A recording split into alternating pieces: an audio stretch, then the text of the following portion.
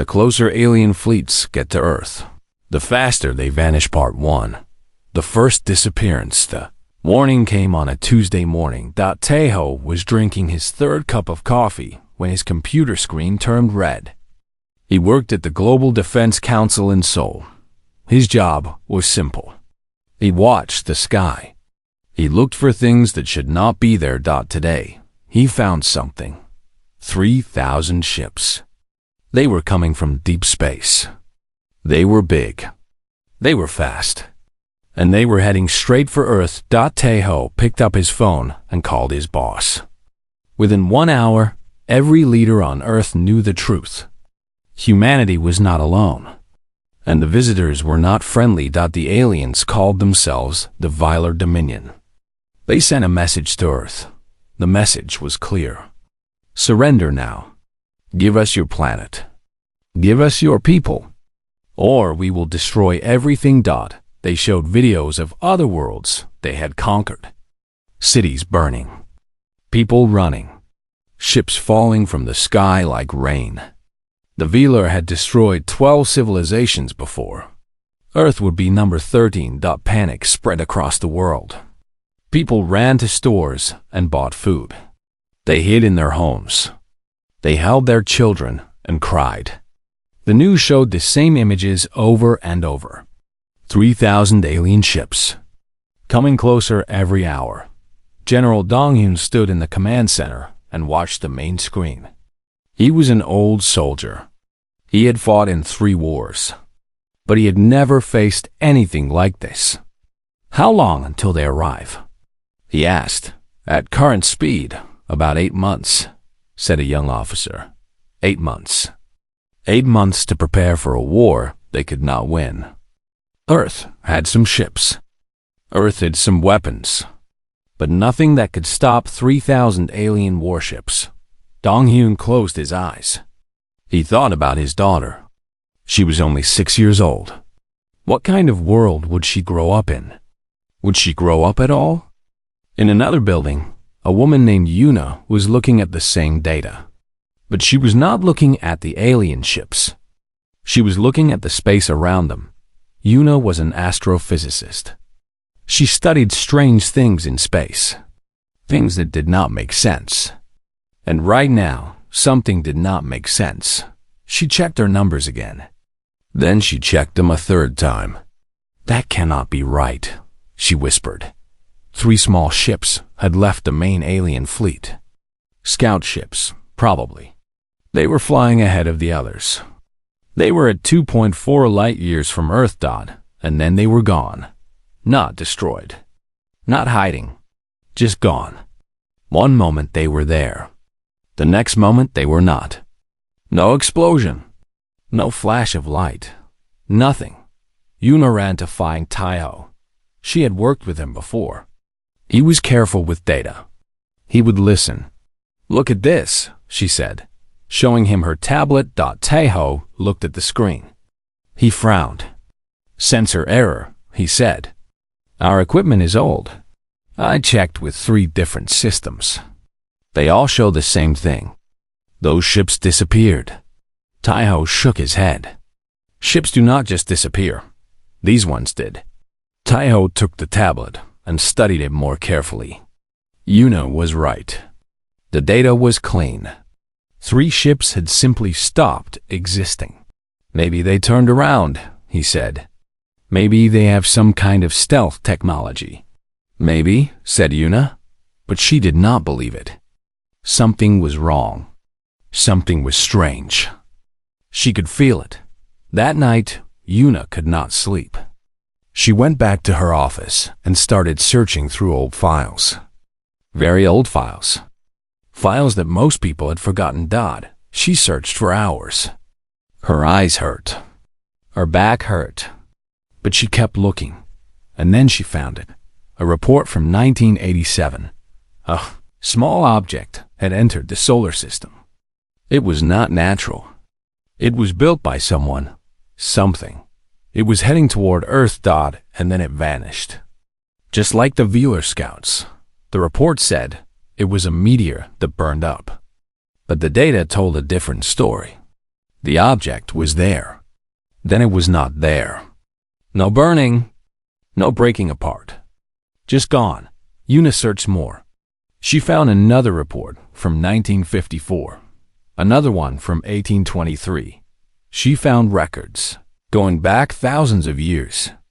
Ancient astronomers who wrote about lights in the sky that came close and then disappeared by morning. She had counted 17. 17 times in the past 10,000 years. Something had approached Earth. Something not from this world. None of them had arrived. Una sat back in her chair. Her hands were shaking. She did not understand what this meant, but she knew it meant something important. Outside her window, the sun was rising. People were going to work. Children were going to school. Everyone was scared of the alien fleet. Everyone was waiting for the end. But Una was starting to think that the end might not come. Not for Earth, anyway. She picked up her phone and called Taiho. "I found something," she said. "Something big. You need to see this." Far away, at 1.8 light years from Earth, the Vilar fleet continued its journey. The commanders did not know that 3 of their scouts were gone. They did not know that something was waiting for them. They thought they were hunters. They thought Earth was their prey. They were wrong. The closer alien fleets get to Earth, the faster they vanish. Part 2. The pattern emerges. 2 months had passed since the Vila fleet was first spotted. The ships were now 1.5 light years from Earth. Closer every day. Taiho had not slept well in weeks. He spent his days watching screens, counting ships, waiting for the end. But today, something changed. He was watching the main display when 200 ships disappeared at once. Not one by one, all together. Like someone had turned off a light, Taiho jumped from his chair. He checked the sensors. He checked again. The ships were gone. 200 warships, each one bigger than a city. Gone in less than a second. He ran to find General Dongyun. "Sir, you need to see this." The general looked at the data. His face went pale. "What happened to them?" "I do not know, sir. They just vanished. Did we do this? Do we have some weapon I do not know about?" "No, sir. We have nothing that could do this." Dongyun stood very still. He was a soldier. He understood weapons. He understood war. But he did not understand this. In another room, Una was working with her small team. She had been given permission to study the disappearances. Most people thought she was wasting her time. But the general had said yes. A young man named Jinwoo was helping her. He was only 25 years old. He was nervous and talked too fast. But he was very good with computers. "I found something," Jinwoo said. His voice was shaking. "Look at this." He showed Una a graph on his screen. It was a curve that went up sharply. "This is the rate of disappearance," he explained. "The closer the ships get to Earth, the faster they vanish. It is not random. It follows a pattern, a mathematical pattern." Una studied the curve. Jinwoo was right. The disappearances were getting faster. At 2.4 light years, a few ships vanished. At 1.5 light years, 200 vanished at once. If the pattern continued, by the time the fleet reached 1 light year, the rate would be even higher. "There's a field," Una said slowly. "Something around Earth. Something that makes things disappear. And the closer you get, the stronger it becomes." "But what is it?" Jinwoo asked. "We have no weapon like this. No technology. I do not know, but I intend to find out." Una went to the old archives. She dug through files that had been classified for decades. And she found something interesting. In 1987, a small probe had entered the solar system. It was alien. It was heading for Earth. But when it reached Neptune's orbit, it vanished. The government covered it up. They told everyone it was a meteor. But now Una had the real data. The probe had not burned up. It had not exploded. It had simply stopped existing. Just like the Velar ship's dot, she showed the files to Taiho. "This has happened before," she said. "And not just in 1987.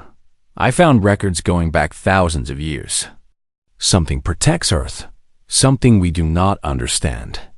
Taiho was quiet for a long time. Then he spoke. "I want to talk to someone who worked on the 1987 case. Are any of them still alive?" Yuna checked. There was one. An old scientist named Dr. Park. He was 93 years old and lived in a care home in Bizen. Taiho drove there the next day. Dr. Park was weak and thin. His hands shook when he lifted his teacup, but his eyes were still sharp. "I remember that day," the old man said. "We were all so scared. We thought the probe was the beginning of an invasion. And then it was gone. Just like that. Do you know what happened to it?" Taiho asked. Doctor Park smiled. It was a strange smile, like he knew a secret. "I spent my whole life trying to answer that question, and I think I finally understand." He leaned closer. His voice was soft. "Earth does not need defending, young man. Earth defends itself." Taiho felt cold. "What do you mean?" "Something watches over this planet. Something old. Older than humanity. Older than life itself. I do not know what it is, but I know it is there. And it does not let enemies come close." Far away in space, the Velar commander stood on his bridge. His name was Prime Talon. He was the greatest warrior of his people. He had conquered worlds. He had killed millions. But now he was afraid. Ships were disappearing around him. Every hour, more were gone. His officers could not explain it. His scientists could not explain it. It was like something was eating his fleet. He ordered a retreat. "Turn around. Go back." But his navigation officers reported something terrible. The ships could not turn. Something was pulling them forward. Toward Earth. Toward whatever was waiting there. Prime Talon looked at the blue dot on his screen. Such a small world. Such a weak species. How could they have a weapon like this? "What are you?" He whispered. Back on Earth. Yuna watched the screens. The Velar fleet was now at 1.2 light years. Ships were vanishing at a rate of 50 per hour. At this rate, the entire fleet would be gone before it reached the solar system. "We are going to survive," Jinwoo said. He sounded like he could not believe it. "Maybe," said Yuna. "But I want to know why. I want to know what is protecting us." She looked out the window at the night sky. Somewhere out there, something ancient was watching. Something powerful. Something that had chosen Earth. The question was, why? The closer alien fleets get to Earth, the faster they vanish. Part 3. The Galactic Warning. Prime Talon had never known fear. Not real fear. He had fought in 100 battles. He had watched stars explode. He had walked on the corpses of his enemies. But now, standing on the bridge of his flagship, he felt something cold in his chest. Something he did not recognize. His fleet was dying, not in battle, not in glory. Ships simply stopped existing. One moment, a warship would be flying beside him. The next moment, there was nothing. No explosion. No fire. No screaming on the radio. Just empty space where a ship used to be. Prime Talon watched another vessel vanish. It was so close he could see the lights in its windows. Then those lights were gone. His second officer was shaking. "Commander, we have lost 2,000 ships. We cannot continue." "I gave the order to retreat," Prime Talon growled. "Why are we still moving forward?" "Something is pulling us, Commander. Our engines cannot fight it. We are being dragged toward the third planet." Prime Talon looked at the small blue world on his screen. Earth. Such a tiny planet. Such a young species. They had only left their own world a few centuries ago.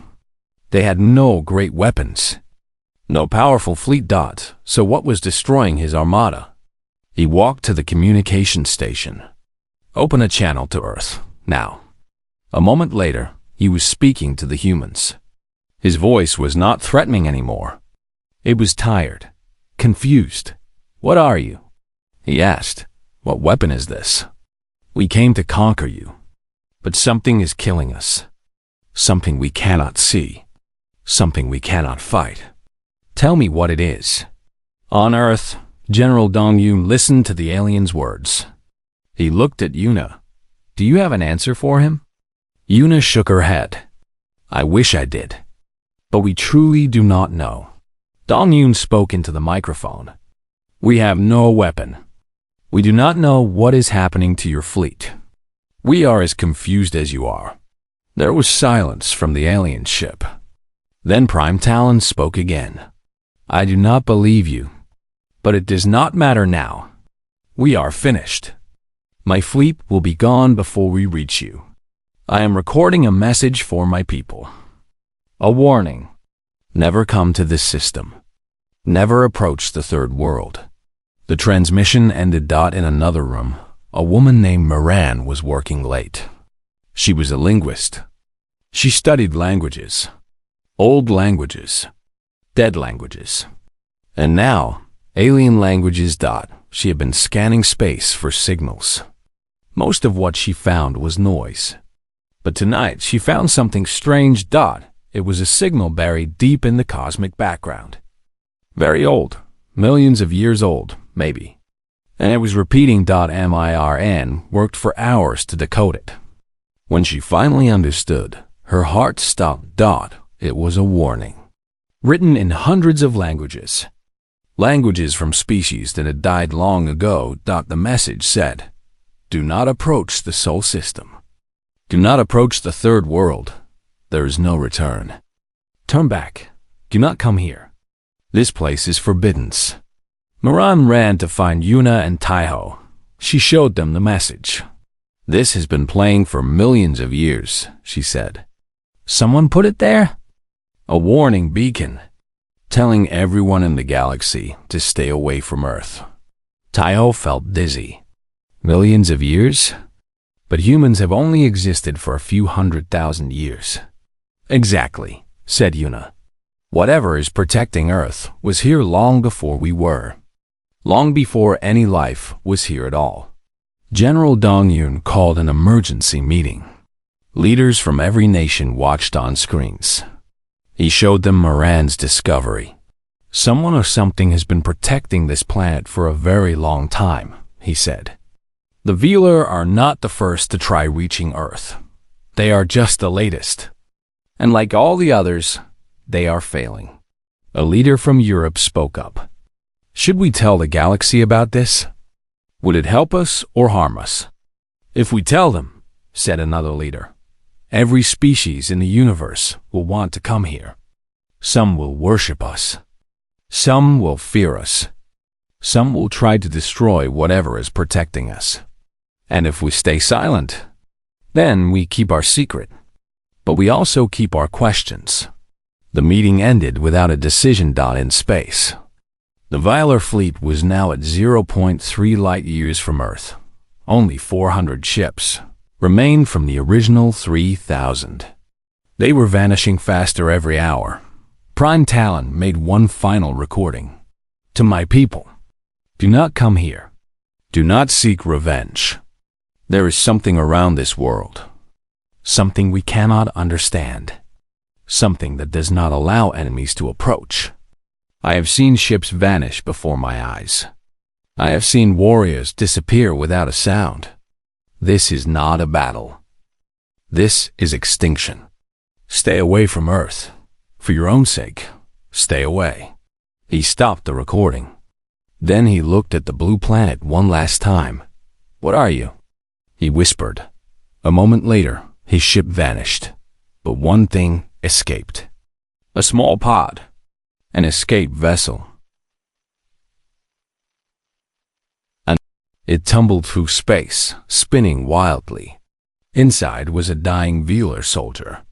He had seen something. Something terrible. Something beautiful. Something beyond understanding. The pod crashed on Mars 3 days later. Human rescue teams found it quickly. Inside, the soldier was almost dead. He held a small crystal in his hands. A data crystal. With his last breath, he spoke words that Moran translated. I saw what took them. It was not a weapon. It was alive. It was everywhere. It was wrapped around the blue world like a blanket. And it was watching. It saw me. It let me go. It wanted me to tell you. He died before he could say more. Una held the data crystal in her hands. Whatever was on it would change everything. We need to see what he recorded, she said. The truth was waiting. The closer alien fleets get to Earth, the faster they vanish. Part 4. The truth beneath. The data crystal was damaged. Parts of the recording were gone forever. But what remained was enough. Una, Taiho, and a small team gathered in a dark room. They played the recording on a large screen. At first, there was nothing. Static. Noise. The inside of the Velar escape pod. Then the soldier turned his camera toward Space. And they saw it. Something vast. Something dark. Something that existed between the stars and the emptiness.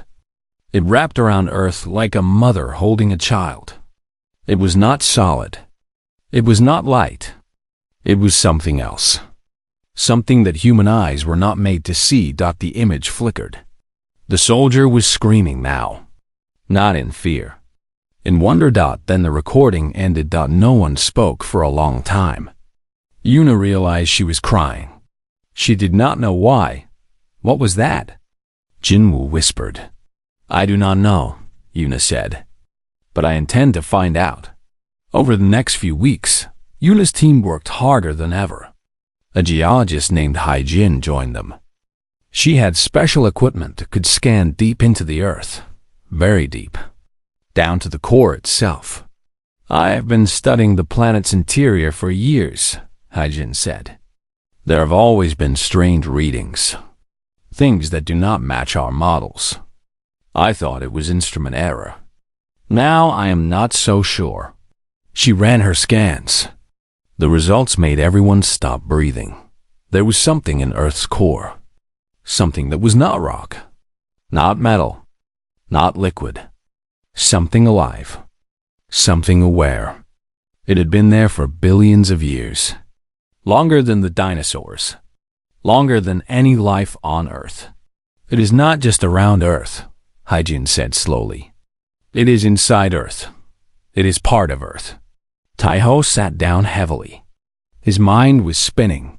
All this time, he said. All of human history. We thought we were alone. We thought we built everything ourselves. But something was watching us. Protecting us. Helping us, Una added. Think about it. Earth is special. Scientists have always known this. The moon is exactly the right size to create perfect eclipses. The planet is exactly the right distance from the sun. Life evolved exactly the right way to produce intelligence. We always called it luck. Maybe it was not luck. You are saying this thing made us? Jinwoo asked. I am saying it helped us grow. Like a gardener helps plants. It did not build us, but it gave us the right conditions. And it protected us while we developed. General Dong-Yun had been quiet. Now he spoke. If this is true, then what are we? Are we pets? Prisoners? Science experiments? Una thought about this. She remembered the image from the recording. The vast presence wrapped around Earth. She had felt something when she saw it. Not fear, not confusion. Something else. I think we are children, she said. And I think it is proud of us. The general did not look convinced. But he did not argue. A week later, new ships appeared on the edge of the solar system. Not Vela this time. These ships were from many different species. 12 civilizations, all traveling together. They sent a message. We come in peace. We do not wish to harm Earth. We wish to speak with the Guardian. Moran translated the message. She looked surprised. They call it the Guardian, she said. They have known about it for thousands of years. They call Earth the Forbidden's Cradle, a sacred place. The alien coalition stopped far from Earth. They did not come closer. They were afraid. Their leader spoke through the communication channel. His voice was filled with respect. For millions of years, we have watched your world. We have seen species come and go. We have seen civilizations rise and fall. But Earth remained. Earth was protected. We did not know why. We only knew that those who approached with evil in their hearts would vanish. Now we understand. You are the children of the Guardian, and we wish to know you. Humanity had many questions. The aliens had some answers. Long ago, something came to Earth. Something older than the galaxy itself. Something that had watched countless worlds burn. It chose Earth. It chose to stay. It wanted to see what would grow here. It did not control humanity. It did not give them orders. It simply protected them. It kept enemies away. It gave life time to develop. And it waited. Waited for what? Yuna asked. For you to be ready, the alien leader said. Ready to join the galaxy. Ready to leave the nest. That night, Yuna stood on a hill outside the city. She looked up at the stars. Then she closed her eyes and tried something. She tried to speak to the Guardian, not with words. With feelings. With thoughts. For a long moment, nothing happened. Then she felt something. Warmth. Patience. A presence so vast it could not be measured. It did not speak. But she understood it was proud. Proud of humanity. Proud of how far they had come. It had watched them for millions of years. It had seen them struggle. It had seen them fail. It had seen them rise again, and it loved them. Yuna opened her eyes. Tears ran down her face. Thank you, she whispered. The stars seemed to shine brighter. Or maybe she was just imagining it. Either way, humanity was not alone anymore. They never had been. The closer alien fleets get to Earth, the faster they vanish. Part 5. Humanity rising 5 years had passed since the Velar invasion. The world had changed. Everyone knew the truth now. Something ancient lived inside Earth. Something that had protected humanity since before humans existed. The Guardian. Some people prayed to it. Some people feared it. Most just felt grateful. Yuna had become famous. She was now Earth's ambassador to the Galactic Coalition. She traveled between worlds, speaking with species that had watched Earth for thousands of years. She learned their histories, their hopes, their fears. Teho traveled with her. They had fallen in love during those first terrible months. Now they were partners in everything. On a space station far from Earth, they met with leaders from the 12 coalition species. The aliens were strange. Some had wings. Some had tentacles. Some looked like nothing Yuna could describe. But they all had one thing in common. They respected Earth. They feared the Guardian. We have a question, said the oldest alien. He was small and gray, with too many eyes. We have waited 5 years to ask it. Ask, said Yuna. Will you stay under the Guardian's protection forever? Or will you join us in the galaxy? Yuna had thought about this many times. So had every person on Earth. If we stay, she said, we are safe. No one can ever harm us. But we will never grow. We will be like children who never leave home. And if you leave, then we face danger. We face death. We face the same struggles everyone else faces. But we will be free. Truly free. The alien nodded. This is why we admire you. Not because of the Guardian. Because you understand that safety is not everything. Life needs risk. Life needs challenge. Life needs to grow. Yuna smiled. We understand that very well. Back on Earth, a great debate was happening. Every nation, every city, every village, everyone was discussing the same question. Should humanity stay or leave? Some argued for safety. Why risk everything? The Guardian would protect them forever. No war, no invasion, no death from the stars. Others argued for freedom. What was the point of existing if you never truly lived? Humanity had always explored, always pushed forward, always reached for the unknown. That was what made them human. General Dong-Hyun, now very old, gave a speech that everyone remembered. I was a soldier all my life, he said. I protected people. That was my purpose. But protection is not enough. You cannot protect someone into happiness. You cannot protect someone into greatness. At some point, you have to let them walk on their own, even if they might fall, even if they might get hurt. That is how children become adults. And that is how humanity will become something greater. The vote happened on a Tuesday. Every adult human voted. It took 3 days to count all the votes. The result was close. But in the end, humanity chose to leave. Yuna was the one who told the Guardian. She went back to that same hill, where she had first felt its presence. She closed her eyes. She reached out with her thoughts. The Guardian was there. It was always there, watching, waiting, loving. Yuna shared the decision. She showed the Guardian what humanity had chosen. Freedom over safety. Risk over comfort. Growth over protection. For a moment, there was silence. Yuna felt afraid. What if the Guardian was angry? What if it felt rejected? Then she felt something else. Something that made her cry. Pride. Such deep pride. The Guardian was happy. His children were ready to walk alone. This was what it had been waiting for millions of years. This was the moment. The warmth wrapped around Yuna like a hug from a parent. Then it gently let go. A month later, Earth launched its first true fleet. 50 ships. The best humanity could build. They were not warships.